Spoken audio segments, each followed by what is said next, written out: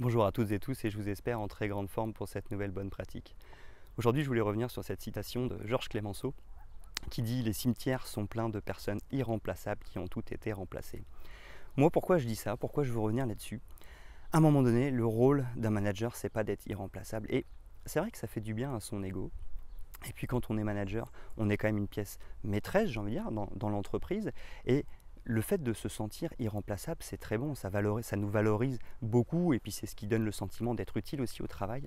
Et pour autant, il faut être en capacité de prendre du recul par rapport à ça parce que personne n'est irremplaçable et que finalement, un manager, son métier, c'est d'être remplaçable. Ça veut dire quoi? Ça veut dire que finalement, si on délègue bien, si on accompagne bien nos équipes, elles vont être en mesure de faire le travail quand on n'est pas là.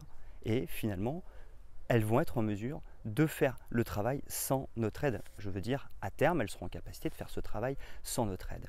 Le but d'un manager, c'est d'être remplaçable. Et je trouve que ça fait du bien de se le dire parce que finalement, ça fait tomber un peu la pression qu'on se met, qui est de dire si je ne suis pas là, ça ne va pas bien se passer, ou à un moment donné, si je ne suis pas là, on ne va pas réussir à atteindre les objectifs. Ça met une pression folle parce que justement, ça veut dire qu'on n'a pas le droit de se reposer, on n'a pas le droit de faire un petit peu moins d'heures certains jours, on n'a pas le droit de prendre du repos parce que justement on est irremplaçable. Alors que le fait de se dire je dois être remplaçable, mon métier c'est d'être remplaçable, mon métier c'est justement de faire en sorte que mes équipes soient capables d'y arriver sans moi, je trouve que ça met un petit peu moins la pression, ça permet de souffler un bon coup et de s'autoriser à avoir du repos, à travailler un peu moins certains jours. Et vous verrez, dès qu'on travaille un petit peu moins, dès qu'on prend un petit peu plus de repos, nos priorités et notre manière d'atteindre nos objectifs, ça devient beaucoup plus net, beaucoup plus clair parce que justement, on est dans la prise de recul. Donc attention à cette croyance limitante de croire que personne n'est irremplaçable ou en tous les cas que nous ne sommes pas irremplaçables.